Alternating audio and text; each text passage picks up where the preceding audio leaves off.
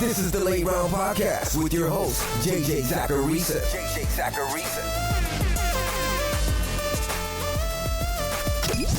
What's up, everyone? It's JJ Zacharisa, the editor-in-chief at FanDuel and at NumberFire.com, and this is episode 307 of the Late Round Podcast, one of the many shows that are part of the FanDuel Podcast Network. Thanks for tuning in.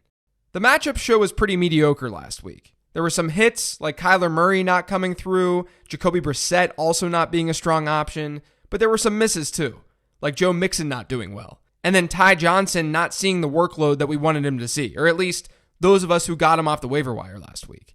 But as usual, the players on this show each week are fringe guys. They're players who you may consider benching, so missing on some of them is going to happen. Anyway, you guys just probably want to hear the goods for this week. That's why you hit play in the first place. Well, before getting to those players, I want to remind you guys about NumberFire Premium. And I've got an offer for you too. With the NBA season here, NumberFire Premium has everything that you need to dominate the competition. Whether you're betting on college or NBA games or building lineups for DFS, Premium has you covered. And it has you covered for the NFL as well. And you can get your first month of any of NumberFire's premium packages, normally as much as $49.99, for just $9.99 when you sign up today with promo code CHAMPION. That's promo code CHAMPION. Visit numberfire.com/premium for more details. The top streaming quarterback this week has to be Derek Carr. He actually hasn't been all that bad this year from a real football standpoint. According to NumberFire's expected points model, among relevant quarterbacks, only 7 have been more efficient per dropback than Derek Carr this year. And he's in a great spot this week. The Raiders are at home, and they're facing a Lions team that's given up a top 12 QB1 performance to all but one passer this year. They've allowed a completely average yards per attempt rate, and they rank as a bottom 10 team in both pressure rate and sack rate. And just as importantly, the game has a 50.5 point over-under according to FanDuel Sportsbook. And with Oakland as favorites, they have one of the highest implied team totals on this slate. So Carr, to me, is a very safe option. I also like Sam Darnold in Week 9. I know he's struggled over the last 2 weeks against New England and Jacksonville, but he's got Miami this week. And it's a Miami secondary that's going to be without its best piece in Xavier Howard. The Dolphins are already giving up the second highest yards per attempt rate in the league this year, and that should just make things worse. I also like the deep ball matchup in this game, which I'm going to talk about a little bit later as well.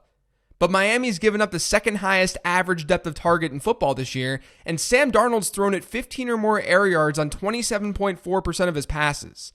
That's the second highest rate in the league, behind only Patrick Mahomes, who's at 27.8%. To me, this is a clear bounce back spot for Sam Darnold.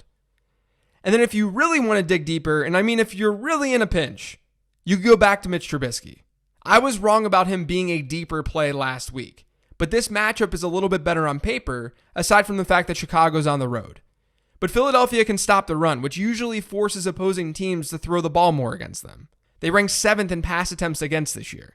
The Bears are 5-point underdogs, so they've got a chance to be in a negative game script. Now, dropping back to pass more doesn't usually correlate that strongly with fantasy production on a week-to-week basis for quarterbacks, only because efficiency is way more important, not volume, at least at the quarterback position. But Trubisky also has some upside with his legs. So there's always that potential in a negative game script that we see a little bit more rushing, because more pass attempts means more dropbacks, and more dropbacks means a higher chance for scrambles. And Philly's played 3 mobile quarterbacks this year in Aaron Rodgers, Dak Prescott, and Josh Allen. The 3 of them rushed for 46, 30, and 45 rushing yards. Now, I'm not saying that you start Mitch Trubisky over someone like Darnold, but he's a decent enough Hail Mary option. Now, when I looked across the consensus rankings this week, I didn't find a whole lot of players that I disagreed with, but I do think that Kyler Murray is ranked a little bit too high.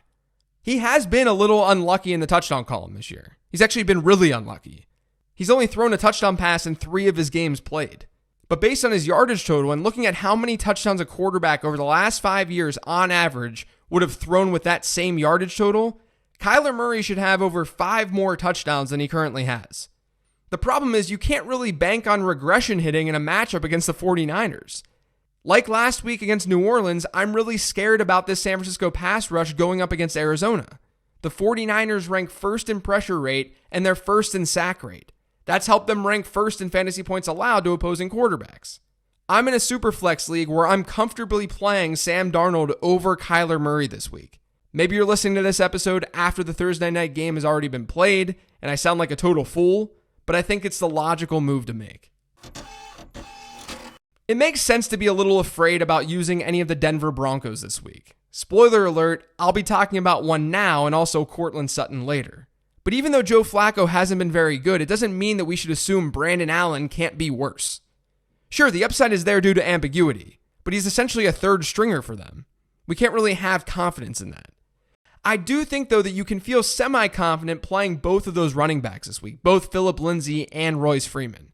Not because they'll rely heavily on those players on the ground, or more than they typically would, but because both Lindsay and Freeman have continued to be fed as receivers this year. Royce Freeman actually has a higher target share than Phillip Lindsay now, and both players have had at least 10% of Denver's targets in 6 of their 8 games played. Meanwhile, Cleveland has watched over 21% of their receiving yards go to running backs this year, which is the second highest mark in the league. They're also giving up a higher than average target share to opposing running backs. Now, the touchdown upside might not be there, but the floor should be in a PPR format, especially if Allen uses these running backs as a safety blanket out of the backfield. Mark Walton is also in play this week, partially because running back options suck, but also because of what I talked about on the 10 Trends show, and that's Walton's usage in that Kenyon Drakeless game against Pittsburgh on Monday night. Walton ended up seeing 79% of Miami's rushes and almost 19% of their targets in that game. If that kind of usage keeps up, regardless of the offense that he's in, he'll be at least an RB3. And the matchup against the Jets is actually a good one. Not only could the Dolphins find themselves in a neutral game script, but the Jets are a bottom half team against opposing running backs, and they just lost Leonard Williams. I think Walton's a decent play this week, especially if he's more of a flex in your lineup. Now, like I said, this week's running back group is pretty weak. But one thing that I noticed when looking at rankings is that there seems to be a little bit too big of a gap between Damian Williams and LaShawn McCoy, with McCoy being ranked too high. Technically, you could argue that Williams is too, given their matchup against Minnesota, but this is just an annoying and confusing backfield. McCoy had half of Kansas City's rushes last week with an 11% target share. Damian Williams had 38% of his team's running back rushes, and he didn't have a target. The thing is, it was probably Damian Williams' best outing of the year in terms of how he looked.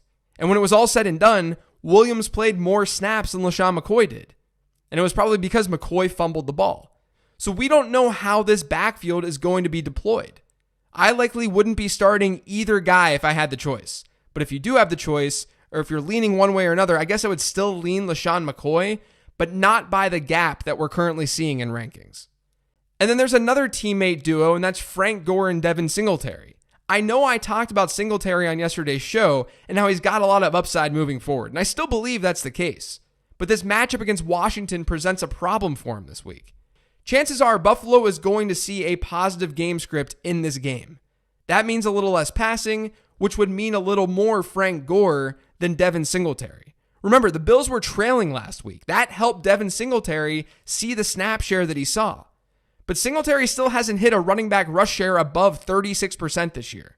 Gore is averaging a 74% rate. So I actually think, given Gore could see goal line work, that Frank Gore is straight up the better play than Devin Singletary. That Singletary is sort of a trap. But that'll only come to fruition if the Bills continue to deploy their running backs as they have throughout the season.